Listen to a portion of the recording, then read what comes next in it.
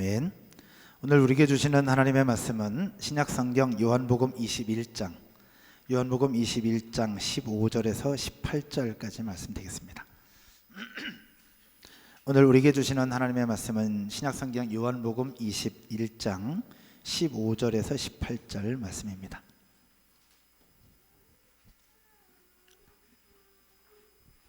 제가 15절, 여러분이 16절 우리 다 찾아서 함께 교독하겠습니다. 그들이 조반 먹은 후에 예수께서 시몬 베드로에게 이르시되 요한의 아들 시몬아, 네가 이 사람들보다 나를 더 사랑하느냐 하시니 이르되 주님, 그러하나이다. 내가 주님을 사랑하는 줄 주님께서 아시나이다. 이르시되 내 어린 양을 먹이라 하시고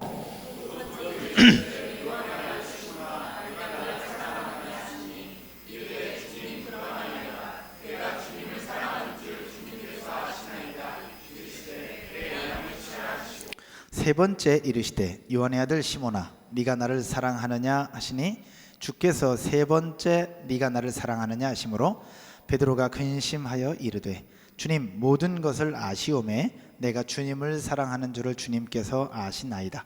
예수께서 이르시되 내 양을 먹이라. 다 같이요. 내가 진실로 진실로 내게 이르노니 네가 젊어서는 스스로 띠띠고 원하는 곳으로 다녔거니와 남이 내게 띠띠우고 원하지 아니하는 곳으로 데려가리라. 아멘.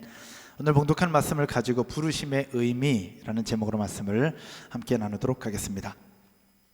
오늘 본문의 전체적인 배경은 부활하신 예수님께서 제자들에게 나타나셨던 장면입니다. 부활하신 예수님께서 제자들에게 나타나셨는데 세 번째 나타나셨을 때가 오늘 본문입니다. 예수님은 베드로를 향해서 세 번의 질문을 하시죠. 그리고 베드로 역시 세 번의 대답을 했습니다. 예수님께서 하셨던 질문의 내용은 네가 나를 사랑하느냐? 그렇다면 내 양을 먹이라는 것이었고, 베드로가 대답했던 세 번의 대답은 주님께서 내 마음을 아시지 않습니까? 주님께서 내 마음을 아십니다 라고 고백했던 대답이었습니다.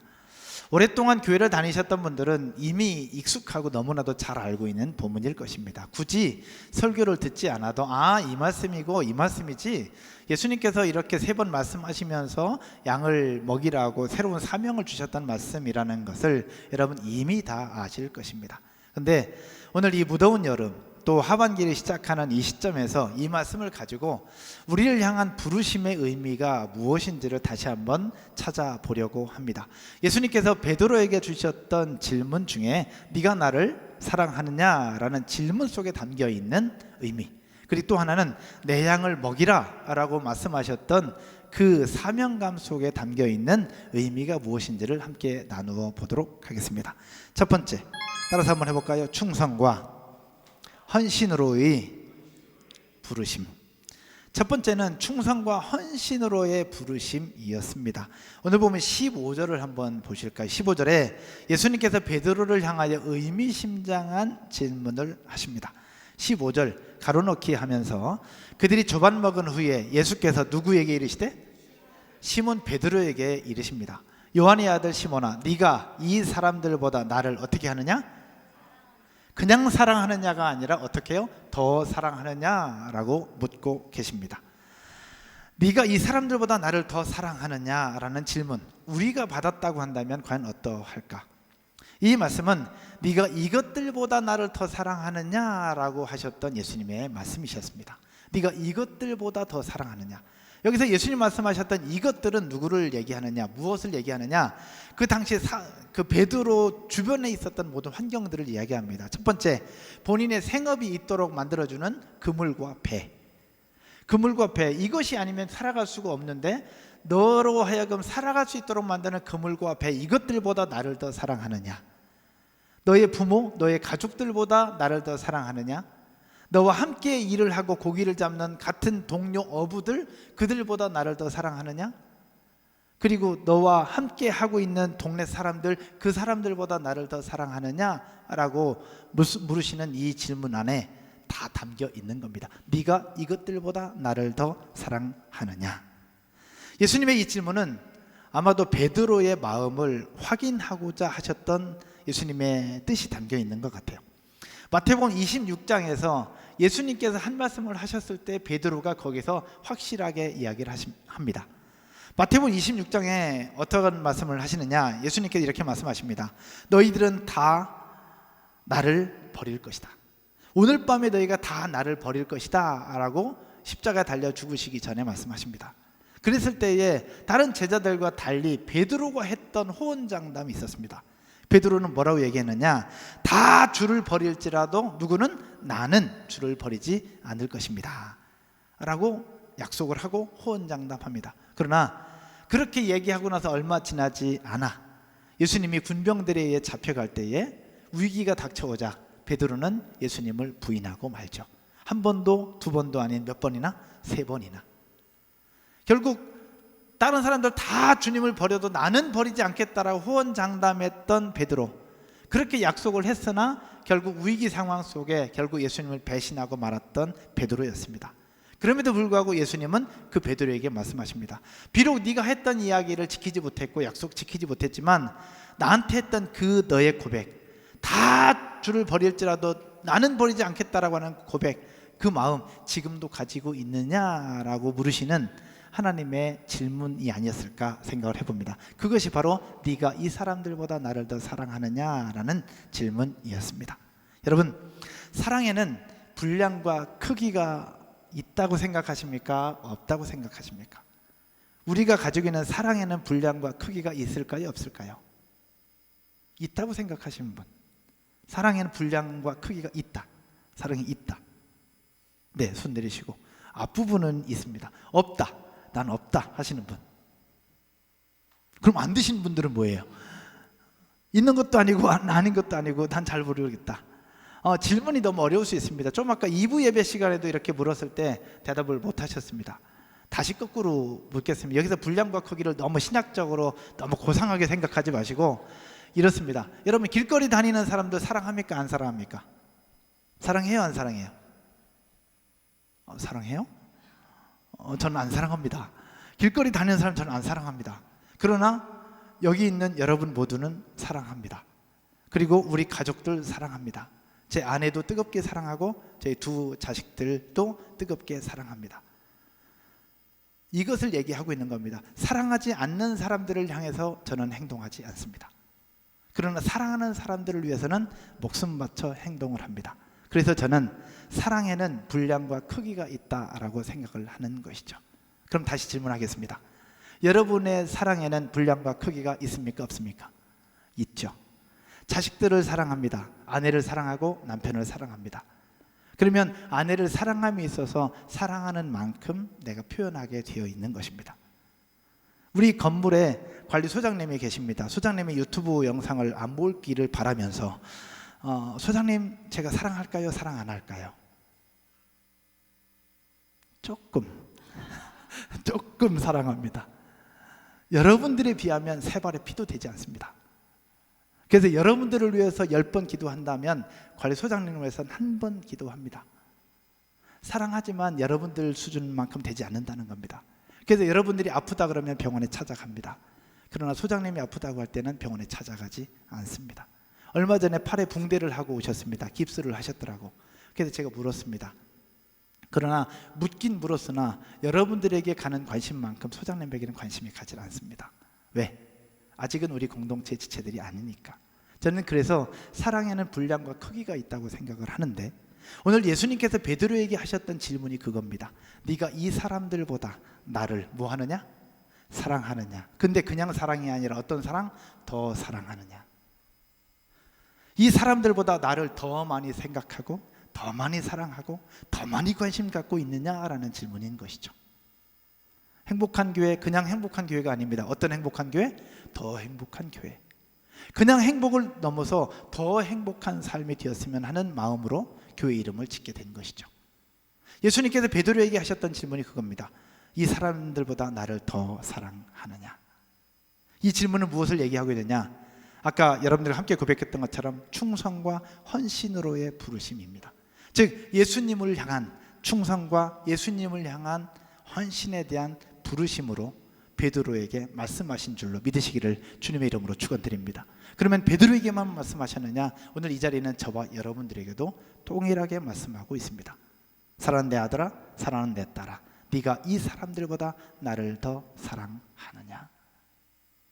여러분, 사랑하는 아내가 있고 자식들이 있는데 여러분 앞에 앉아있는 남편보다 하나님 더 사랑하십니까? 자신 있게 얘기할 수 있습니까?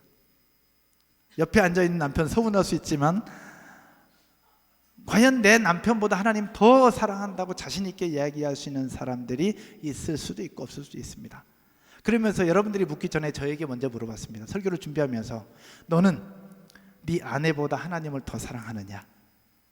너는 네 자식들보다 하나님을 더 사랑하느냐? 라고 제 자신에게 물으면서 과연 나는 하나님 앞에 그런 고백을 한 적이 있는가? 라고 생각을 해봤습니다. 있었을까요? 없었을까요? 있더라고요. 내 아내보다 하나님 더 사랑한다고 고백했던 적이 있었습니다. 한 4번. 그때가 언제였느냐? 아내가 전신마취를 하고 수술실에 들어갈 때였습니다. 갑상선 암 수술하고 그 다음에 하여튼 수술하러 전신마취를 한 3-4번 했는데 그때 수술실 들어갈 때 제가 하나님 앞에 그렇게 기도하면서 고백했어요. 하나님, 제 아내를 저에게 주셔서 너무 감사하고 내 아내보다 하나님을 더 많이 사랑합니다. 그러나 하나님이 저에게 짝져 주신 이 소중한 사람 데려가지 않으셨으면 좋겠다. 수술 잘 마치고 회복됐으면 좋겠다. 그 아내보다 하나님 더 많이 사랑합니다. 하지만 내 소중한 이 사람 데려가지 않으셨으면 좋겠다. 제가 그렇게 하나님 앞에 고백했던 적이 한 3-4번 있었던 것 같아요. 지금도 저는 고백합니다. 쉽진 않습니다. 제 아내보다 우리 아이들보다 하나님을 더 사랑한다는 고백. 오늘 이 시간 주께서 여러분들에게 말씀하십니다. 사랑은 누구야? 이 사람들보다 나를 더 사랑하느냐? 가족들을 버리라는 얘기가 아닙니다. 자식들을 버리라는 얘기가 아닙니다. 자식들 사랑하되 자식들보다 더 사랑하길 원하고 더 존중받길 원하고 더 관심받기 원하시는 하나님 아버지의 마음이 거기에 담겨 있는 것입니다. 이 부르심은 바로 무엇이냐? 하나님 나라, 하나님에 대한 충성과 헌신에 대한 부르심인 줄로 믿으시고 오늘 이 시간 저도 여러분 모두도 네가 나를 더 사랑하느냐는 질문 앞에 아멘으로 또 할렐루야로 그렇게 반응하고 순종하는 저와 여러분 모두가 되시기를 주님의 이름으로 축원드립니다. 2번째입니다. 부르심의 의미 2번째, 따라서 한번 해볼까요? 사꾼으로의 부르심. 2번째는 사꾼으로의 부르심이었습니다. 사꾼이라는 표현은 부정적인 표현으로도 사용됩니다. 그러나 여기에서의 사꾼으로의 부르심은 부정적인 표현이 아니라 값에 대한 부르심입니다. 오늘 본문 15절을 한번 볼까요? 15절에 내 어린 양을 먹이라 라고 말씀을 하세요. 근데 똑같은 표현을 다르게 2번이나 더 반복해서 말씀하십니다. 16절에서는 내 양을 어떻게 하라고? 치라고. 그리고 17절에서는 내 양을 어떻게? 먹이라 라고 말씀하십니다.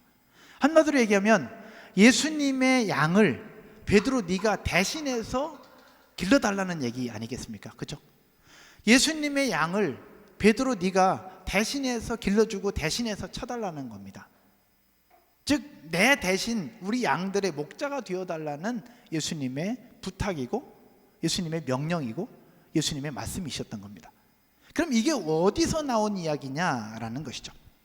성경에는 양과 염소를 대신 길러주는 목자들이 굉장히 많이 나타납니다. 아브라함과 롯이 있는데 아브라함과 롯에게도 목자들이 있었어요. 그 당시 아브라함과 롯은 거부였거든요. 대단한 부자들이었어요. 근데 그 부잣집 주인이 직접 양떼와 염소떼를 데리고 다니면서 길렀던 목자였을까요? 그렇지 않았습니다. 당시 아브라함과 롯은 거부였기 때문에 돈을 주고 목자들을 사서 자기 양떼와 염소떼를 맡겼던 거예요. 그때 목자들이 바로 사꾼 목자였습니다. 돈을 받고 일하는 목자. 이삭과 그랄 목자들 사이에서 그 우물을 두고 분쟁이 일어났습니다. 우물 소유권을 가지고 싸운 거죠. 근데 그때 우물 분쟁을 했던 목자들도 직접 자기 양들을 데리고 있는 주인 목자들이 아니라 돈을 받고 일하는 목자들이었습니다. 또 애굽으로 갔던 야곱의 아들들 중에서도 바로의 가축을 관리하는 목자들이 있었어요. 마찬가지로 돈 받고 일하는 목자들이었던 거고요. 또 다윗과 갈등을 일으켰던 나발도 바로 돈 받고 맡기는 목자를 고용했던 주인이었던 사람이 바로 나발이었습니다. 한마디로 얘기하면 예수님 당시에는 돈을 받고 일하는 사꾼 목자들이 있었다라는 것이죠. 예수님 시대의 베들레헴 지역의 양떼와 염소떼는 예루살렘의 부자들과 권력자들의 소유였습니다. 그들이 거느린 양떼와 염소떼 누가 관리할까? 주인이 직접 그 많은 양떼들을? 그렇지 않았습니다. 그때 부자들, 권력자들은 돈을 주고 목자를 사서 그들에게 자기 양떼를 맡겼던 것입니다. 그 사람들을 바로 사꾼 목자라고 불렀던 것이죠. 당시에 그 가난한 이스라엘 서민들이 쉽게 얻을 수 있는 직업 중에 하나가 바로 무엇이었느냐? 목자였습니다. 왜냐하면 돈 받고 남들의 양떼와 염소떼를 길러주고 쳐주면 거기에 대해서 돈을 주니까 그것이 또 하나의 직업으로 자리 잡았던 때가 예수님의 때였던 겁니다. 거의 대부분의 사람들, 목자라고 표현되면 거의 대부분의 사람들이 바로 이렇게 돈 받고 일하는 사꾼 목자였다라고 생각을 하시면 되겠습니다. 예수 시대의 예루살렘이라는 책을 썼던 요아킴 에레미야스라는 사람이 있는데, 이분이 예수님 시대의 당시에 천한 직업군, 직업들이 있는데 직업 중에서 천한 직업들 구분할 수 있잖아요. 천한 직업들을 구분하면서 몇 종류를 이야기를 하고 있는데, 그 중에 하나가 뭐냐면 낙타몰이꾼, 낙타를 몰고 다니는 낙타몰이꾼도 천한 직업으로 분류를 했고, 당나귀를 몰고 다니는 당나귀 몰이꾼, 푸주간 주인, 그리고 뱃사공, 그리고 말을 키우는 마부, 이런 사람들을 천한 직업으로 분류를 했는데, 천한 직업으로 분류하면서 맨 끝에 누가 들어있느냐? 양떼와 염소떼를 기르는 목자도 바로 천한 직업으로 분류를 하고 있었던 것이죠. 그래서 대부분의 목자들은 삭을 받고 일하는 사꾼 목자였다라고 생각을 할 수 있습니다. 그럼 여기서 좀 더 한번 생각해 볼 때, 돈을 받고 일하는 사꾼 목자들은 어떻게 했느냐? 주인의 집에서 양떼와 소떼를 위탁받으면 양떼와 염소떼를 데리고 도시를 벗어나 광야로 나갑니다. 광야를 끌고 다니면서 거기에서 물을 먹이고 꿀을 먹이고, 이제 그렇게 하면서 양을 치게 되는데, 양을 치다가 맹수를 만나면 맹수로부터 내 양들을 보호하죠. 그리고 적들을 만나고 도적들을 만나면 도적들로부터 양들을 지키고 보호하는 역할을 했던 사람들이 바로 목자들이었습니다. 그렇게 목자의 삶이 쉽지 않았습니다. 왜냐하면 자기 생명을 내놓아야 되기도 했고 또 쉽지 않은 삶이었던 것입니다. 그러나 그럼에도 불구하고, 그렇게 험한 일을 하는데도 불구하고 그때 당시에 목자에 대한 인식은 어떤 인식이었느냐? 좋은 인식이 아니었어요. 인정을 받지 못했어요. 그리고 오히려 사람들의 조롱거리가 되기도 했고, 도적이라고 평을 받기도 했고, 또 경멸의 대상이 되기도 했습니다. 그래서 요아킴 에레미야스가 그렇게 표현하고 있는 겁니다. 목자를 천한 직업군으로 분류를 하고 있었던 것이죠. 이런 평판 때문에 이런 목자들, 돈을 받고 일하는 목자들은 정상적인 사람들이 누릴 수 있는 권리를 하나도 누리지 못하고 있었습니다. 이 사람들은 고위 공무원, 즉 재판관이 될 수도 없었고, 재판이 열릴 때에 증인으로 설 수도 없었어요. 왜? 증인이 되지 못한다는 얘기는 뭘 얘기하는 거냐? 신뢰를 얻지 못한다는 거예요. 그 사람의 말이 신뢰가 안 된다는 것이 없다는 증거죠.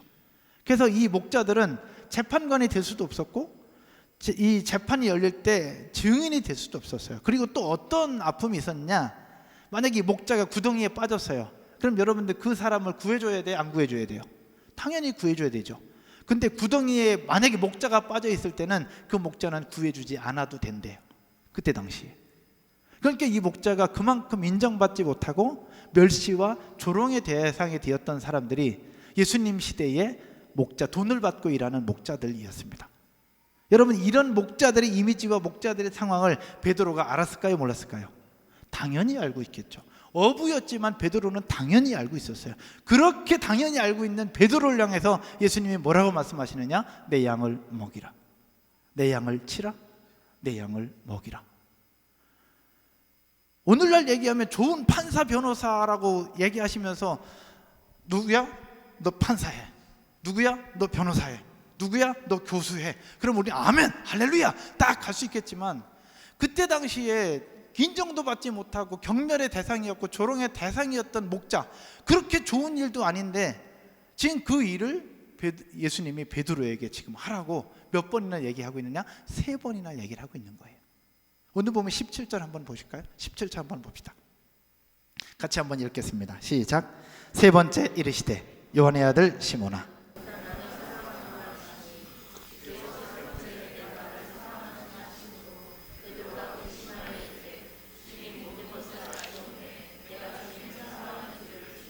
아시나이다. 예수께서 이르시되 내 양을 먹이라. 아멘. 여기서 베드로가 근심하여 이릅니다. 왜 근심했는지는 알 수 없어요. 자꾸 사랑하냐고 물으니까 근심했을 수 있겠지만, 목자가 어떤 존재인지를 아는데 자꾸 내 양을 치라고 하니까 근심했을 수도 있어요. 근데 중요한 건 왜 근심했는지 모르겠지만, 하여튼 예수님은 베드로에게 남들이 인정해 주지 않는 그 목자의 길을 가라고 말씀하고 있는 겁니다. 그를 목자로 부르신 그곳의 의미가 바로 뭐냐라는 겁니다. 이 부르심의 의미, 그것은 바로 사꾼이 되지 말라고 말씀하셨던 예수님께서 그를 다시 사꾼으로 부르시는 그 부르심. 성경을 한번 더 볼까요? 요한복음 10장입니다.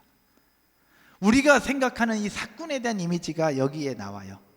이 사꾼 목자와 선한 목자를 구분할 때 그 구분하는 성경이 여기 있는데, 우리가 그동안 생각했던 사꾼은 이 본문에 대한 사꾼입니다. 예수님께서 말씀하십니다. 나는 선한 목자라. 선한 목자는 양들을 위하여 무엇을 버리거니와 목숨을 버리거니, 끝까지 책임진다는 거죠. 그러나 12절과 13절을 보면, 여러분이 한번 읽을까요? 사꾼은 무엇이 아니요? 목자가 아니야. 사꾼은 아예 목자 자체가 아니다. 그러면서 양도 누구의 양이 아니라 지 양이 아니라, 이리가 오는 것을 보면 양을 버리고 달아나나니 이리가 양을 물어가고 또 해치느니라. 13절 같이 읽겠습니다. 달아나는 것은 그가 사꾼인 까닭이라 돌보지 아니함이나. 삭스를 받고 일하는 이 목자들은 자기 양이 아니니까 위기가 닥쳐오면 도망가 버리고 마는 거예요. 그러나 예수님은 선한 목자이기 때문에 그 양들을 위해서 자기 목숨을 내어놓고 그들을 지키고 보호한다는 그 말씀과 함께 오늘 베드로에게 말씀하시는 것은 무엇이냐? 따라서 한번 해볼까요? 사랑하는 베드로야, 내가 너를 위하여 선한 목자가 되었던 것처럼 너도 그러한 목자가 되어라. 그 당시에 모든 평판이 안 좋은 평판이었고 좋지 않은 직업이었고 천한 직업이었고 인정받지 못하는 직업이었던 목자, 그러나 너는 그런 목자가 아니라 내가 너에게 보여주었던 선한 목자와 같은 그 일을 지금 네가 했으면 좋겠다. 그러면서 너한테 내 양을 맡기겠다라고 말씀하시는 하나님의 말씀이 거기에 담겨 있는 거예요. 이것은 바로 무엇이냐? 사꾼 목자가 되지 말라고 하시는 그 예수님의 말씀 안에 베드로를 다시 사꾼으로 부르시면서 너는 그렇게 살지 말라고 말씀하시는 하나님의 뜻이 거기에 담겨 있는 줄로 믿으시기를 주님의 이름으로 축원드립니다. 여러분, 이것은 오늘날로 대비해 볼 때 무엇을 얘기하고 있느냐? 요즘 우리가 사는 세상에 예수님 믿고 하나님의 사람으로 그리스도인으로 사는 거 쉬워요, 어려워요? 쉽습니까, 어렵습니까? 어렵습니다.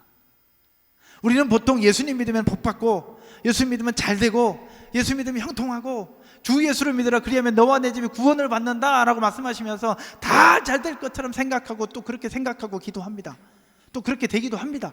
그러나 예수 믿으면 다 잘 된다고 생각하면 이건 오산입니다. 예수 믿으면 환경이 잘 되고 다 풀려지는 것이 아니라, 따라서 해볼까요? 예수 믿으면 내가 바뀌고 내가 평안해지고 어떤 환경이 오더라도 돌파할 수 있는 힘이 생기는 것이지, 예수 믿으면 모든 게 다 잘 되는 게 아니라는 사실입니다. 목자, 사꾼 목자, 사람들이 다 인정하지 않는 그 목자이지만 그럼에도 불구하고 너는 그 목자가 돼서 내 양들을 잘 관리해 줬으면 좋겠다라고 하는 그 예수님의 말씀 앞에 이것이 담겨 있는 거예요. 엊그저께 MG 리더들과 함께 나누면서 함께 여러 삶에도 고민도 기도 제목도 함께 나누면서 함께 이야기를 했습니다. 예수님 잘 믿고 큐티 열심히 잘하고 기도 생활 잘하면 회사도 직장도 잘 될 거라고 생각했다는 거예요. 잘 될 거라고 생각하고 빵빵빵빵 풀려가야 되는 거예요. 아이들도 건강하고 잘 자라야 되고, 그리고 건강해야 되고, 또 아내도 행복해야 되고, 다 행복해야 되는데 열심히 기도하는데 또 막히고, 기도하는데 또 막히고, 또 막히고. 과연 왜 그러냐라는 부분들을 가지고 우리 함께 기도했거든요. 여러분, 이 세상에서 예수님 믿는다는 것 결코 쉬운 일이 아니에요. 잘 될 것처럼 보이지만 그렇지 않다라는 거죠. 그렇다고 해서 우리가 포기할 거냐? 그렇지 않아요. 이 세상 사람들은 다 자기와 관련된 것이 아니고 이득이 생기지 않으면 다 빵빵빵빵 날아가고 자기 살 길 찾아가지만, 하나님의 백성들, 예수님께서 선한 목자가 되어서 양들을 위해서 목숨을 내어놓는 것처럼 우리 가운데 그런 부르심을 가지고 우리가 반응할 때에 하나님 우리들을 통해서 하나님의 백성들이 살아나게 될 것이고, 하나님의 양들이 다시 한번 회복되는 놀라운 역사들을 이루실 건데, 그 일들을 위해서 우리를 불러주신다는 사실 믿으시기를 주님의 이름으로 축원드립니다. 사랑하는 여러분, 그래서 우리를 그렇게 부르신 거예요. 너희들은 그렇게 살지 말라는 거예요. 거룩한 백성이 되어서 세상 사람들과 구별되어서, 세상 사람들은 다 사꾼 목자처럼 살지라도 너희들은 예수님 닮은 선한 목자의 삶을 살기를 원한다 라고 말씀하시면서 베드로에게 그 사꾼으로의 부르심으로 말씀하셨던 그 말씀, 오늘 이 자리에 있는 저와 여러분들에게도 나타나게 될 줄로 믿습니다. 여러분, 그 부르심 따라 목사가 되었습니다. 요즘 목사로서의 삶 어떨까요? 요즘 가끔 목사라고 얘기하기가 창피할 때가 굉장히 많이 있습니다. 사회에서도, 뉴스에서도, 유튜브에서도 요즘 방송에 많이 나옵니다. 그런 부분들을 보면서 목사라고 얘기하기가 창피할 만큼 그럴 때도 있습니다. 여러분, 직장 생활 속에서 나 성도라고 그리스도인이라고 떳떳하게 얘기할 때 여러분 어떠십니까? 때로는 융통성 없다고, 때로는 고리타분하다고, 술 마시지 않는다고 그 속에서 왕따시키는 경우도 있고, 그 속에 왜 그렇게 사냐고 얘기를 하면서 그런 경우가 한둘이 아니지 않습니까? 최근에 그 주일날 예배 드릴 때 주차 관리하시는 분이 우리 두 분 계시는데, 레진 집사님과 동훈 집사님 계시는데, 최근에 이분들이 욕을 좀 먹었습니다. 밑에서 주차 입구에서 통제한다고 이 건물 안에 있는 모 사장님께서 올라오셔서 소리를 고래고래 지르시면서 막 뭐라고 하셨습니다. 그리고 우리 아이들 떠든다고 막 뭐라고 하셨습니다. 제 예배 끝나고 나서 그 얘기를 들으면서 제가 뚜껑이 열렸습니다. 우리 때문에 아닌데 우리 때문에 장사 안 된다고 우리 교인들한테, 우리 아이들한테 소리 지르는 그 모습을 보면서 제가 뚜껑이 확 열렸습니다. 제가 어떻게 했겠습니까? 쫓아가서 따졌을까요? 안 따졌을까요? 따지고 싶었으나 따지지 않았습니다. 왜냐하면 따지면 똑같은 사람 될 것 같아서. 그분이 매주마다 계단에서 피는 담배, 제가 매주마다 치우고 있습니다. 어떤 놈인지도 압니다, 제가. 근데 저도 똑같이 소리 지르고 똑같이 싸우면 똑같은 놈 될 것 같아서 그렇게 하지 않습니다. 그러나 머릿속에 담아두고 있습니다. 우리 교인들한테 소리 질러? 우리 교회 아이들한테 뭐라고 해? 이건 있을 수 없는 일이다. 한 번만 더 그러면 그때는 목사고 뭐고 없다. 제가 그렇게 벼르고 있습니다. 제 소장님에게 말씀드렸습니다. 한 번만 더 그런 일 있으면 저 가서 따지겠다고. 제가 왜 그렇게 사느냐? 그들과 다르게 살고 싶어서 그렇게 하는 겁니다. 세상 사람들이 하는 모습과 다르게 살고 싶어서. 오늘 예수님께서 베드로에게 주셨던 말씀이 그겁니다. 다른 사꾼 목자들이 사는 것과 다른 삶을 네가 좀 살았으면 좋겠다.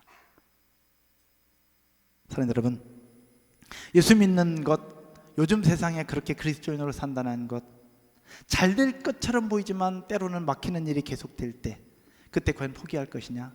포기할 수 없습니다. 왜? 우리에게는 선한 목자가 되시는 그분이 계시기에 그분의 힘과 능력으로 다시 일어설 수 있다는 사실 믿음으로 고백하며 멋진 승리를 이루어내고, 우리를 사꾼으로 부르신 그 부르심 앞에 아멘으로, 할렐루야로 반응하며 나가는 저 여러분 모두가 되시기를 주님의 이름으로 축원드립니다. 이 사꾼은 부정적인 의미의 사꾼이 아닙니다. 우리를 향한 부르심. 말씀의 결론을 맺으면서요, 오늘 말씀을 준비하면서 여러 가지 생각들이 많이 들었습니다. 근데 여러 가지 생각들 속에 단 하나가 딱 떠올랐습니다. 사람이 어떤 말을 할 때 말을 어떤 환경 속에서 어떤 배경 속에서 했느냐가 굉장히 중요하잖아요. 그게 굉장히 중요한데 오늘 예수님께서 베드로에게 이렇게 물으시면서 말씀하셨던 배경이 뭐였느냐라는 겁니다. 서두에서 말씀드렸던 것처럼 예수님께서 십자가에 달려 죽으신 후에 다시 3일 만에 살아나시죠. 살아나신 후에 제자들에게 나타나셨는데 세 번째 나타나셨을 때 베드로에게 이렇게 말씀하십니다. 그건 예수님의 입장이고 베드로의 입장에서 과연 이 상황이 어떠했는가를 살펴보십시다. 마태복음 26장에서 베드로는 다른 놈들 다 예수님 배신해도 나는 배신하지 않겠다, 나는 주를 버리지 않겠다라고 호언장담했잖아요. 그랬는데 정작 위기의 순간 딱 되면서 베드로는 예수님을 배신합니다. 한 번도 두 번도 아닌 몇 번? 3번이나. 그때 베드로의 마음이 어땠을까요? 무너지지 않았을까? 수제자였는데 동생들도 있는데 그때 나는 그러지 않을 거라고 딱 했는데 무너져버린 그 베드로, 굉장히 고통스러웠을 것 같아요. 정상적인 인간이라면. 그렇죠? 근데 예수님이 그렇게 해서 십자가에 못 박혀 돌아가셨어요. 예수님이 죽어버렸으면 그냥 죄책감 가지고 끝날 건데 그분이 살아나셨네? 그분이 살아나셨어. 다시 살아나신 그분이 자기가 배신한 거 다 알아. 그래서 결국 베드로가 어떻게 해요? 나는 고기 잡으러 가겠다고 갈릴리로 떠나죠. 이제 예수님 뵐 면목이 없는 거예요. 뵐 면목이 없지 않겠습니까? 그렇게 장담했는데 그냥 배신해 버렸으니 별 면목이 없어요. 그래서 고기 잡으러 갔는데 인걸 웬걸 예수님이 거기까지 쫓아왔어. 바닷가까지 쫓아와. 예수님 보기가 너무 민망한데, 너무 부끄러운데 예수님 거기까지 쫓아와. 그러시면서 고기 잡는 데까지 오셔가지고 말씀을 하시는 거예요. 너 나 사랑해? 그때 베드로의 심정이 어땠을까요? 예수님을 향한 마음이 있고 관심이 있고 예수님을 향한 사랑의 마음이 있지만 주님 사랑합니다라고 자신 있게 얘기할 수 있었을까? 베드로가? 못하죠. 그래서 베드로는 이렇게 얘기해요. 주님 제 마음 아시잖아요. 주님 제 마음 아시잖아요. 이렇게 얘기하고 있는 거예요. 그랬더니 예수님이 내 양을 먹이라 라고 말씀하십니다. 근데 거기서 끝나야 되는데 또 물어보시는 거예요. 너 나 사랑해? 주님 왜 그러십니까? 저 마음 알잖아요. 그랬더니 예수님이 내 양을 치라. 거기서 끝나지 않아요. 한 번 더 얘기하십니다. 교회 오래 다니셨던 분들은 알죠. 예수님이 3번 물으신 거는 베드로가 3번 배신했기 때문에 그렇다. 많이 들어보셨잖아요. 근데 이것은 무엇을 얘기하고 있느냐? 따라서 한번 해볼까요? 완전한 회복, 완전한 치유.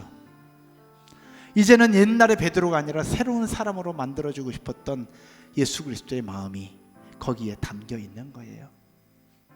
베드로는 어쩌면 공황에 걸려 있을 수도 있어요. 사람들을 만나고 싶지 않은 대인기피증에 걸려 있을 수도 있어요.